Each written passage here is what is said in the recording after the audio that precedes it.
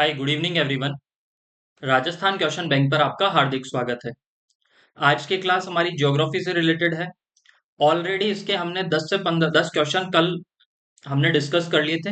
अगर आप में से कल की क्लास किसी ने नहीं देखी है तो आप जाके देख सकते हैं।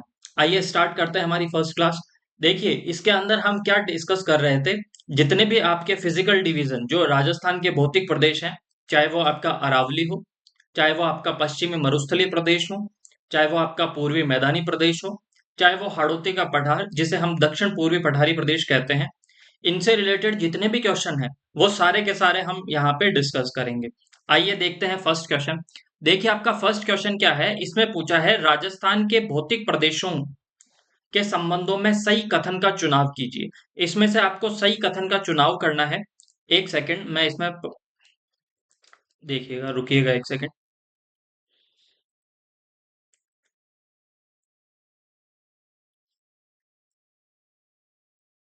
देखिएगा, आपको क्या पूछा है आपको कि राजस्थान के भौतिक प्रदेशों के संबंध में सही कथन का चुनाव कीजिए।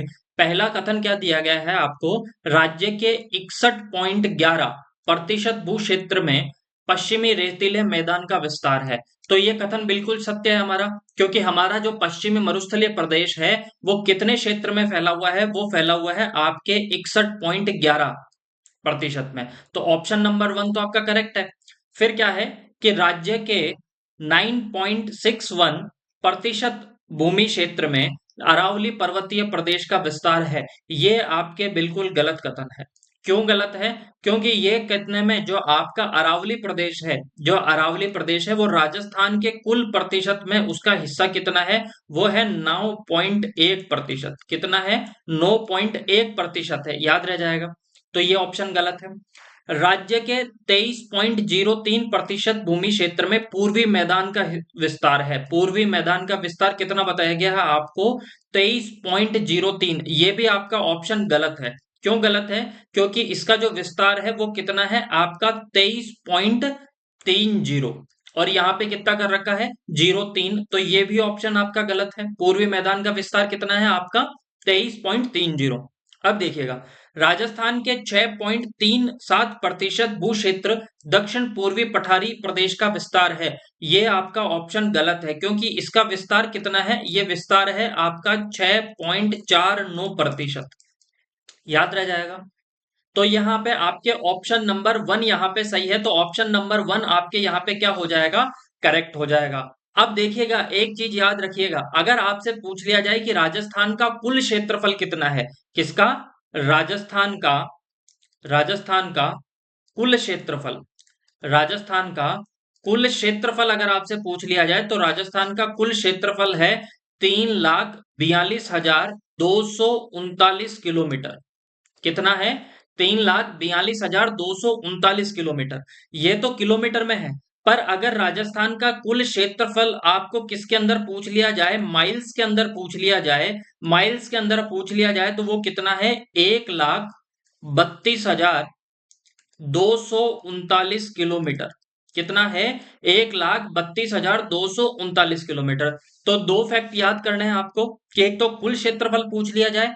अगर कुल क्षेत्रफल किलोमीटर में पूछा जाए तो 3,42,239 किलोमीटर है। अगर आपको माइल्स में पूछ लिया जाए तो वो क्या? अब आप कहोगे कंफ्यूजन है, तो एक चीज याद रखिएगा, दोनों के ही लास्ट में 39 39 आ रहा है। दोनों के ही लास्ट में 39 39 आ रहा है। तो ये चीज याद रह जाएगा आपको। एक फैक्ट मैं आपको और बता देता हूं। अगर आपको ये पूछ लिया जाए कि राजस्थान का क्षेत्रफल भारत के कुल क्षेत्रफल का कितना है, मैं यहां पे लिख देता हूं आपके। राजस्थान का राजस्थान का क्षेत्रफल राजस्थान का क्षेत्रफल पूरा लिख देता हूं यहां पे। राजस्थान का क्षेत्रफल भारत के कुल क्षेत्रफल का, भारत के कुल क्षेत्रफल का कितना प्रतिशत है? क्या प्रतिशत? कितना प्रतिशत है? तो वो है 10.41%। कितना है? 10.41%। याद रह जाएगा। और यही क्वेश्चन अगर आपसे ये पूछ लिया जाए कि राजस्थान का क्षेत्रफल, राजस्थान का राजस्थान का क्षेत्रफल विश्व के कुल क्षेत्रफल का, विश्व के कुल क्षेत्रफल का तो विश्व के कुल क्षेत्रफल का कितना परसेंट है? तो 0.25%। ये फैक्ट याद रखिएगा आप, क्योंकि आजकल जो एग्जाम्स हो रहे हैं इनका पैटर्न बहुत ज्यादा फैक्चुअल क्वेश्चन पूछे जाते हैं प्रीलिम्स में। तो ये सारे फैक्ट्स मैंने बता दिए, और भी बहुत सारे फैक्ट्स हैं जो आगे आने वाले क्वेश्चंस पे हम डिस्कस कर लेंगे, तो याद रह जाएगा आपको। देखिएगा, नेक्स्ट क्वेश्चन क्या पूछा है कि राजस्थान की प्री कैम्ब्रियन चट्टानों का आधारभूत वर्णन किसने किया था? याद रखिएगा, ये जो जितने भी आप यहाँ पे ऑप्शन देख रहे हैं, जिसमें A.L. कॉल्सन है, M.S. कृष्णन है, T.H.D. ला टोशे है, A.M. हेरोन है, ये सारे के सारे आपके, ये इन्होंने क्या किया था, पुरातत्व जो है विभाग में ये सारे के सारे थे, इन्होंने सबने खुदाई का कार्य किया है।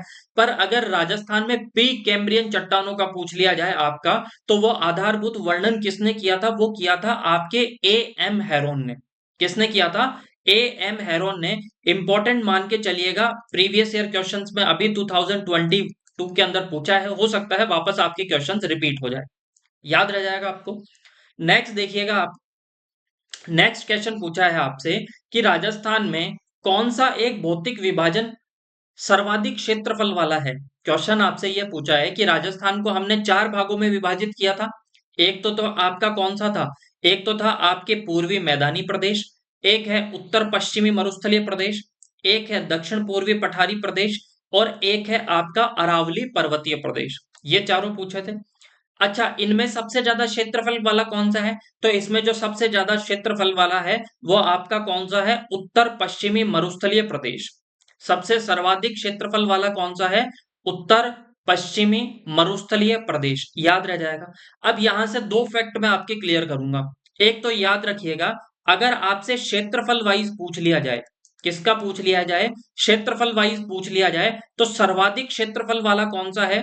अगर सर्वाधिक क्षेत्रफल वाला पूछ लिया जाए तो सबसे ज्यादा क्षेत्रफल किसका है? तो वो है आपका पश्चिमी मरुस्थलीय प्रदेश। पश्चिमी मरुस्थलीय प्रदेश, इसका क्षेत्रफल सबसे ज्यादा है। इसका क्षेत्रफल आपका सबसे ज्यादा है पश्चिमी मरुस्थलीय प्रदेश का। फिर उससे कम क्षेत्रफल वाला कौन सा है? तो वो है आपका पूर्वी पूर्वी मैदानी प्रदेश। पूर्वी मैदानी प्रदेश। अच्छा, अगर उससे कम क्षेत्रफल वाला, तो वो है आपका अरावली। और उससे कम क्षेत्रफल वाला है तो वो आपका कौन सा है? दक्षिण पूर्वी पठारी प्रदेश। दक्षिण पूर्वी पठारी प्रदेश। और उसे ही हम क्या बोलते हैं? उसे ही आपके बोला जाता है क्या? हाड़ौती का पठार। ये तो हमने बात कर ली क्षेत्रफल के हिसाब से, ये तो हमने बात कर ली क्षेत्रफल के हिसाब से। पर अगर आपसे ये पूछ लिया जाए कि आप तो क्षेत्रफल के हिसाब से मत बताइए, आप हमें जनसंख्या के हिसाब से बताइए कि जनसंख्या सबसे ज्यादा कहां पर है, या किस हिसाब से है। तो देखो, जनसंख्या सबसे ज्यादा, जनसंख्या कहां पर सबसे ज्यादा निवास करती है? तो देखिएगा, जनसंख्या सबसे ज्यादा कहां पे निवास करेगी? तो जनसंख्या सबसे ज्यादा है आपके कहां पे? पश्चिमी मरुस्थलीय प्रदेश में। कहां पे? पश्चिमी मरुस्थलीय प्रदेश में। क्यों है? क्योंकि राजस्थान की कुल जनसंख्या का 40% तो यहीं पर है। ठीक है। फिर अगर पूछ लिया जाए तो फिर भी आपके सेकंड नंबर पे वापस कौन सा आ जाएगा? आपके पूर्वी मैदानी प्रदेश। कौन सा आ जाएगा? पूर्वी मैदानी प्रदेश, याद रह जाएगा आपको, पूर्वी मैदानी प्रदेश। अच्छा, अगर फिर आपसे जनसंख्या के हिसाब से तीसरा फिर पूछ लिया जाए, तो फिर है आपके अरावली, और उसके बाद में आपका कौन सा आ जाता है? आपके हाड़ौती का पठार। हाड़ौती का पठार, याद रह जाएगा आपको, हाँ या ना? तो आई होप आपको ये सारी चीजें क्लियर हुई होगी। पश्चिमी मरुस्थलीय प्रदेश। अब एक चीज मैंने आपको बताया था कि ये जो आपका पश्चिमी मरुस्थलीय प्रदेश है, इसे किस नाम से जानते हैं? तो इसे हम मरु के नाम से भी जाना जाता है। अच्छा, किस नाम से जाना जाता है? मरु के नाम से जाना जाता है। और ये जो अरावली पर्वतीय श्रेणी प्रदेश है, इसे किस नाम से जानते हैं हम? इसे जाना जाता है मेरू के नाम से भी जाना जाता है, और इसे सुमेरु के नाम से भी जाना जाता है। मेरू पूछ ले, सुमेरु पूछ ले, अरावली पर्वतीय प्रदेश बोल दे, तो बात आपके क्या है? एक ही है। अच्छा, इसे परिपत्र के नाम से भी जाना जाता था। परिपत्र, किसको? अरावली पर, इसको याद रह जाएगा आपको। दक्षिण पूर्वी पठारी प्रदेश को किस नाम से जाना जाता है? तो इसे हाड़ौती का पठार। क्या?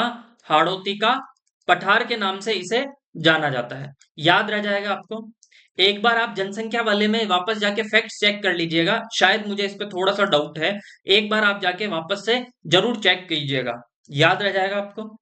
फिर नेक्स्ट देखिएगा आप, आपसे क्या पूछा है कि थार का मरुस्थल का विस्तार किन राज्यों तक है। अब देखिए थार के मरुस्थल के बारे में जितने भी फैक्ट्स हैं वो सारे फैक्ट्स आज हम क्लियर करेंगे। देखिएगा कौन सा मरुस्थल की बात कर रहे हैं हम, थार का मरुस्थल। अच्छा, थार के मरुस्थल से क्या क्या क्वेश्चन पूछे जा सकते हैं तो देखिएगा, थार का मरुस्थल सबसे पहले तो कौन से दो देशों में है। तो थार का मरुस्थल आपके, थार का मरुस्थल एक तो है आपके कहां पर, भारत के अंदर फैलाव, और एक इसका जो फैलाव है वो कहां पे है, वो है पाकिस्तान में। वो कहां पे है, पाकिस्तान में। अच्छा, भारत के अंदर कितना परसेंट है, तो कुल क्षेत्रफल का, ठीक है, जितना थार का मरुस्थल 100% है उसका 85%, 85% भारत में है। रिमेनिंग 15% आपके कहां पे है, पाकिस्तान में है। 15% कहां पे है रिमेनिंग, आपके पाकिस्तान में, याद रह जाएगा। अब इसके अलावा हमें क्या चीज देखनी है कि ये जो थार का मरुस्थल है ये भारत के किन किन राज्यों के अंदर है। तो याद रखिएगा, जो थार का मरुस्थल है एक तो कहां पर है, ये गुजरात के अंदर है। कहां पे है, गुजरात में है। दूसरा ये कहां पे है, तो दूसरा ये है आपके कहां पे, राजस्थान के अंदर। कहां पे, राजस्थान के अंदर। अगर आपसे ये पूछ लिया जाए कि और कहां पे है, तो ये है आपके हरियाणा, हरियाणा। और पूछ लिया जाए तो कहां पे है, आपके पंजाब में। और कहां पे है आपके, पंजाब में, याद रह जाएगा। तो भारत के अंदर 85% है, भारत में कहां कहां पे हो गया, आपके गुजरात के अंदर, राजस्थान के अंदर, हरियाणा के अंदर, पंजाब के अंदर। अच्छा, राजस्थान में सबसे ज्यादा थार का मरुस्थल है इन चारों राज्यों में, और ये लगभग लगभग आपके कितना परसेंट है, 62% है। कितना परसेंट है, 62% है। ये चीज याद रह जाएगी। फिर अगर थार के मरुस्थल के बारे में एक फैक्ट आप इंपॉर्टेंट मानिएगा कि ऐसा तो नहीं है, विश्व में बहुत सारे मरुस्थल हैं, जैसे गोबी मरुस्थल है आपका, थार का मरुस्थल है, सहारा मरुस्थल है। अगर ये पूछ लिया जाए कि विश्व के जो सारे मरुस्थल हैं इनमें सबसे ज्यादा जैव विविधता वाला मरुस्थल कौन सा है, तो वो कौन सा है, आपका थार का मरुस्थल है। तो अगर क्वेश्चन पूछ लिया जाए जैव विविधता, जैव विविधता सर्वाधिक, तो जैव विविधता सर्वाधिक किस मरुस्थल में पाई जाती है, किस मरुस्थल में पाई जाती है, मरुस्थल में पाई जाती है। तो उसका आंसर भी क्या होगा आपके, वो होगा आपका थार का मरुस्थल, थार का मरुस्थल। याद रह जाएगा आपको ये फैक्ट भी, थार के मरुस्थल के, कि सबसे ज्यादा जैव विविधता कौन से मरुस्थल में पाई जाती है, थार के मरुस्थल में पाई जाती है। थार का मरुस्थल भारत में 85% है और पाकिस्तान में 15% है। अब एक चीज याद रखिएगा, थार के मरुस्थल के बारे में सारे फैक्ट्स हम आज देखने वाले हैं, कि अगर पूछ लिया जाए कि थार का मरुस्थल, थार के मरुस्थल की टोटल लंबाई कितनी है, थार के मरुस्थल की टोटल लंबाई कितनी है, ये मैंने यहाँ पे एक तरीके से याद रखिएगा, यहाँ पे ये लिख दिया थार का मरुस्थल। अच्छा, थार के मरुस्थल की टोटल लंबाई पूछ लिया जाए तो जो इसकी टोटल लंबाई है वो है 640 किलोमीटर। कितनी है, 640 किलोमीटर इसकी टोटल लंबाई है। अगर आपसे क्या पूछ लिया जाए कि थार के मरुस्थल की टोटल चौड़ाई कितनी है, कितनी, ये मैं यहाँ पे लिख देता हूं, ये तो आपकी लंबाई की बात है, यहाँ पे चौड़ाई कितनी है, तो इसकी जो चौड़ाई है वो है आपके कितनी, 300 किलोमीटर। कितने किलोमीटर चौड़ाई है इसकी, 300 किलोमीटर, याद रह जाएगा। एक क्वेश्चन यहां से इंपॉर्टेंट मान के चलिएगा कि थार के मरुस्थल का मार्च आपसे पूछा जाता है, थार के मरुस्थल का मार्च। अब आप कहोगे थार के मरुस्थल का मार्च क्या होता है, तो थार का मरुस्थल भी तो अपने जैसे जैसे हवा चलती है वैसे वैसे मिट्टी एक जगह से उड़ के दूसरी जगह पे जाती है, इसे ही हम कहते हैं थार के मरुस्थल का मार्च। अगर आपसे पूछ लिया जाए, देखिएगा थार के मरुस्थल का मार्च, यहां पे मैं आपको बताता हूं, ये हो गया आपका पूर्व, पश्चिम, उत्तर, और ये दक्षिण। अगर आपसे पूछ लिया जाए कि थार के मरुस्थल का मार्च किस दिशा में है, तो थार के मरुस्थल की मार्च आपके है किधर से, दक्षिण पश्चिम से लेके आपके किस साइड में बढ़ रहा है, ये उत्तर पूर्व में। तो थार के मरुस्थल की मार्च, ठीक है, थार के मरुस्थल की मार्च या मरुस्थल की, यहां पे लिख देता हूं, थार के मरुस्थल की मार्च, थार के मरुस्थल की मार्च। तो थार के मरुस्थल की मार्च आपके किस दिशा में है? तो ये किस दिशा में है तो आप लिख लोगे ये किधर से है, तो ये आपके दक्षिण पश्चिम से, दक्षिण पश्चिम से ये किस दिशा में है आपके, ये उत्तर पूर्व में। कहां पे है? उत्तर पूर्व में। अच्छा, यहां से एक बार क्वेश्चन पूछा गया था आपसे, ये क्वेश्चन आपसे ये पूछा गया था कि थार के मरुस्थल की मार्च किधर है, तो उसमें बताया गया था कहां से, कहां से है ये आपके पश्चिम से पूर्व की ओर। क्यों है? क्योंकि ये जो लाइन है ना ये थोड़ी सी झुकी हुई है, तो ऐसा लगता है कि ये पश्चिम से पूर्व की ओर। अगर आपको ये दे दिया जाए तो दक्षिण पश्चिम से उत्तर पूर्व की ओर होगा, और केवल आपको चार दिशाएं दे दी जाए तो फिर आप करोगे पश्चिम से पूर्व की ओर। किधर से किधर करोगे? पश्चिम से पूर्व की ओर।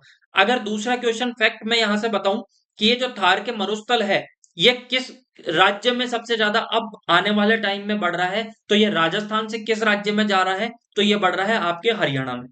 कहां पे बढ़ रहा है ये? हरियाणा में। तो इस क्वेश्चन से रिलेटेड जितने भी फैक्ट्स हैं कोशिश की है मैं कि सारे फैक्ट्स आपको यहीं पर बता दिए जाए, तो चीज याद रहेगी। देखिएगा, नेक्स्ट है आपका, आपका थार का मरुस्थल के संदर्भ में निम्न कथनों में से सही कथन बताइए। तो आपका देखिए ये 2024 में ही ये क्वेश्चन पूछा गया है। देखिए, संपूर्ण मरुस्थल, कंप्लीट मरुस्थल की बात कर रहा है, रेतीला एवं बालू का स्तूप क्षेत्र है। तो बिल्कुल ये फैक्ट गलत हो जाएगा, क्योंकि कल ही हमने बात की थी कि जो यह आपके है एक उसमें से बालू का मुक्त भी है कुछ क्षेत्र, बालू का मुक्त। अच्छा, बालू का मुक्त कितना है? तो हमने कहा था ये 41.5% है। और बालू का युक्त कितना है? बालू का युक्त, ठीक है। अगर आपसे पूछा लिया जाए कि बालू का युक्त आपसे पूछ लिया जाए और बालू का मुक्त पूछ लिया जाए, तो वो कल आपके जो फैक्ट्स आएगा वो कितना आएगा? 58.5%। ठीक है, ये हो गया 58.5%। कल मैंने परसेंट बताने में गलती की थी, मैंने 48.5 लिखा था, 58.5। भाई जितना है उसमें से बालू का मुक्त तो है 41.5, और आपका बालू का युक्त है वो कितना है? आपका 58.5। अच्छा, ये जो क्षेत्र होता है ये कहाँ पे? जहां पे हमादा पाया जाता है, कहाँ पे हमादा पाया जाता है वहां पे बालू का मुक्त है और बालू का युक्त है आपके कितना? 58.5, याद रह जाएगा। फिर दूसरा फैक्ट देखिएगा, यह लगभग 1,75,000 वर्ग किलोमीटर में विस्तृत है। तो ये बिल्कुल सही फैक्ट है, ये बिल्कुल सही फैक्ट है। कल भी मैंने आपसे कहा था कि 1,00,000 किलोमीटर, किसमें? 1,00,000 जो आपका किलोमीटर है, ठीक है, 1,00,000 किलोमीटर है, उसको तो हम किस नाम से जान रहे थे? शुष्क मरुस्थलीय प्रदेश, शुष्क मरुस्थलीय प्रदेश बोला था, ठीक है। और जो आपके 75,000 किलोमीटर था, कितना? 75,000 किलोमीटर, उसको हमने क्या बोला था? अर्ध शुष्क, अर्ध शुष्क, ठीक है। और इसी को कल मैंने कल की क्लास में राठ बोल दिया था, वो गलती थी, वो उसे कहा जाता है राठी प्रदेश। जो शुष्क मरुस्थल प्रदेश है इसे बोला जाता है राठी प्रदेश। किस नाम से जानते हैं इसे? राठी प्रदेश। और इसे किस नाम से जाना जाता है? तो इसे जाना जाता है बांगड़ प्रदेश। किस नाम से जाना जाता है? बांगड़ प्रदेश। ये चीज याद रह जाएगी। फिर दूसरा, यह 25 सेंटीमीटर समवर्षा रेखा के पश्चिम में स्थित है। तो बिल्कुल सही फैक्ट है यह, 25 सेंटीमीटर समवर्षा रेखा। मैंने कल भी आपको बताया था, मैंने कह दिया कि सपोज राजस्थान की आकृति कैसी है? पतंगाकार है, और यहां से एक वर्षा रेखा निकल रही है जिसे हम कहते हैं 25 सेंटीमीटर वर्षा रेखा। 25 सेंटीमीटर, 25 सेंटीमीटर सम वर्षा रेखा। अच्छा, एक चीज मैं आपको बताता हूं, ठीक है, 25 सेंटीमीटर सम वर्षा रेखा, ठीक है। अगर क्वेश्चन पूछ लिया जाए कि 25 सेंटीमीटर वर्षा रेखा राजस्थान को, पश्चिमी मरुस्थलीय प्रदेश को दो भागों में विभाजित करती है, क्वेश्चन बिल्कुल सही है, इसका आंसर होगा हाँ। जो 25 सेंटीमीटर समवर्षा रेखा है ये आपके पश्चिमी मरुस्थलीय प्रदेश को दो भागों में विभाजित तो करती है, पर दो असमान भागों में विभाजित करती है। दो समान भागों में विभाजित नहीं करेगी, दो असमान भागों में विभाजित करेगी, ये चीज याद रह जाएगा। फिर आपका भालेरी चूरू, मेढा नदी घाटी, सीकर में बरखान के बालू का स्तूप पाए जाते हैं, तो ये फैक्ट भी आपका बिल्कुल सही है, क्योंकि बरखान आपके कहाँ पे पाए जाते हैं? बरखान पाए जाते हैं आपके शेखावटी में। कहाँ पे पाए जाते हैं? शेखावटी में, शेखावटी क्षेत्र में। अब आप कहोगे बरखान क्या है? तो सिर्फ सिंपल सी देशी भाषा में याद रखो आप कि जितने भी आपके टीले हैं ना, जिन्हें अपन दोहरे कहते हैं, ये इनके अलग अलग प्रकार हैं, जिनके अंदर बरखान भी आ गया, आपका सीव भी आ गया, इसके अंदर आपके क्या कहते हैं जो अनुप्रस्थ बालू का स्तूप भी आ गया, अनुदैर्ध्य बालू का स्तूप भी आ गया। तो इनके नाम अलग अलग हैं, इनके प्रकार के आधार पर, इनके संरचना के आधार पर ये याद रखिएगा, जो बरखान बालू का स्तूप है सबसे ज्यादा कहाँ पे पाए जाते हैं? शेखावटी क्षेत्र में पाए जाते हैं। और शेखावटी क्षेत्र में भी कहाँ पे पाए जाते हैं? तो चूरू के अंदर पाए जाते हैं। कहाँ पे? चूरू के अंदर। तो ऑप्शन नंबर सेकंड, थर्ड और फोर्थ आपका यहाँ पे क्या हो जाएगा? सही। तो ऑप्शन नंबर 1 आपका यहाँ पे क्या हो जाएगा? करेक्ट हो जाएगा। फिर नेक्स्ट देखिएगा, गतिशील रेत के टीले को राजस्थान की भाषा में क्या कहते हैं? तो क्या कहते हैं? ढोर कहते हैं, रोहिड़ा कहते हैं, खेजड़ी कहते हैं, या धरियन कहा जाता है। तो ये सिंपल सा क्वेश्चन था, इसे क्या कहा जाता है? धरियन। इसे क्या कहा जाता है? धरियन। अब याद रखिएगा, अब धरियन क्या होता है? तो मैंने क्या कहा कि अपने जो पश्चिमी राजस्थान में उसमें हवा चलती है, हवा से क्या होती है? मिट्टी एक जगह से दूसरी जगह पे जाती है, और वहां पे रेत के बन जाते हैं टीले, जिन्हें हम कहते हैं टीबे बन गए। क्या बन गए? टीबे। क्या बन गए? टीबे। अच्छा, ये जो टीबे होते हैं ना, जैसे मैंने यहाँ पे आकृति बना ली, बड़ी गंदी आकृति बनी है, देखो ये टीबे।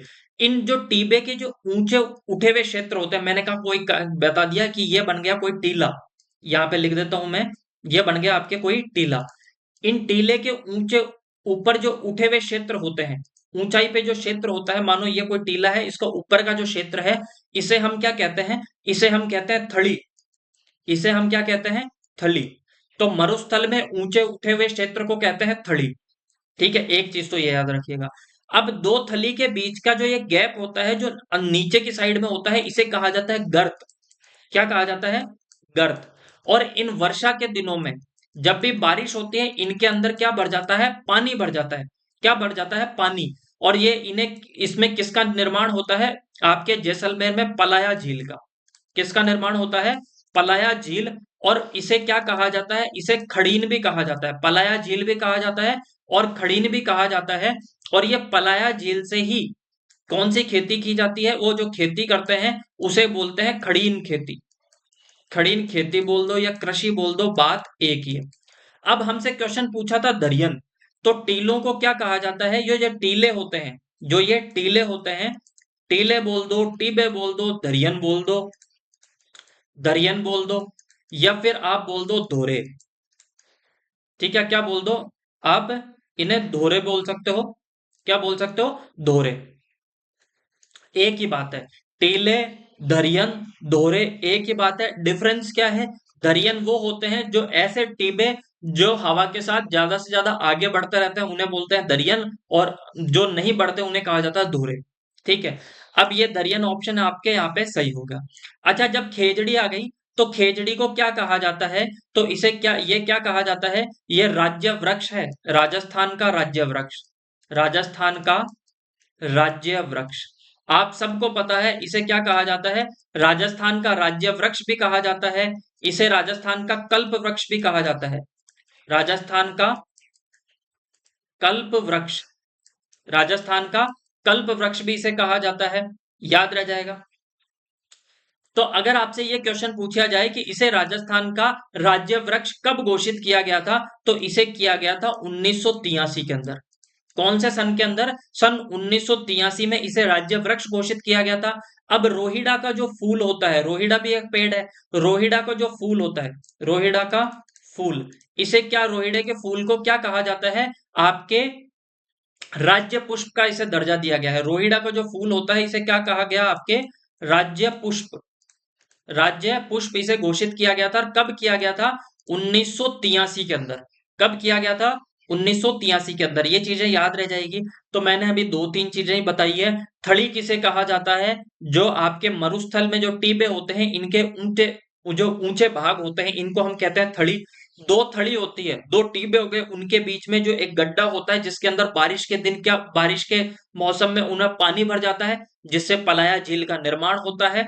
पलाया झील से पालीवाल ब्राह्मण खेती करते हैं, उस खेती को खड़ीन खेती या खड़ीन कृषि बोला जाता है।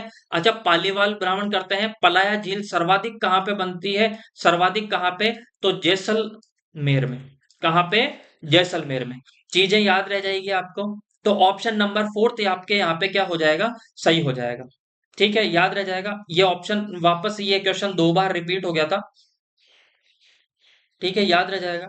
फिर राजस्थान में निम्नलिखित में से कौन सा एक बालू का स्तूप का प्रकार नहीं है, इनमें से बालू का स्तूप का प्रकार कौन सा नहीं है। तो देखो, बरकान आपके बालू का स्तूप होते हैं, पैराबोलिक भी आपके क्या होते हैं, बालू का स्तूप होते हैं, और सीफ भी क्या होते हैं, आपके बालू का स्तूप होते हैं। याद रह जाएगा।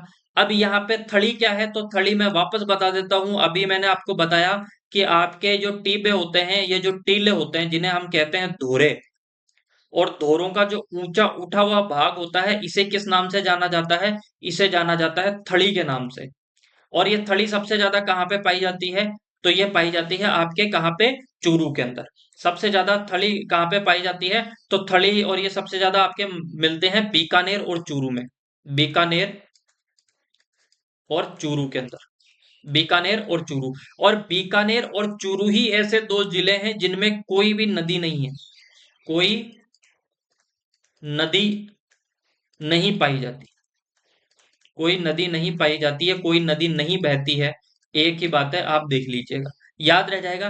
ये तीनों के तीनों आपके क्या हैं, ये तीनों के तीनों बालू का स्तूप है। अब एक चीज याद बता देता हूं मैं आपको, कि सर्वाधिक बरखान बालू का स्तूप कहाँ पे पाए जाते हैं, तो सर्वाधिक बालू ये जो आपके पाए जाते हैं कहाँ पे, शेखावटी में।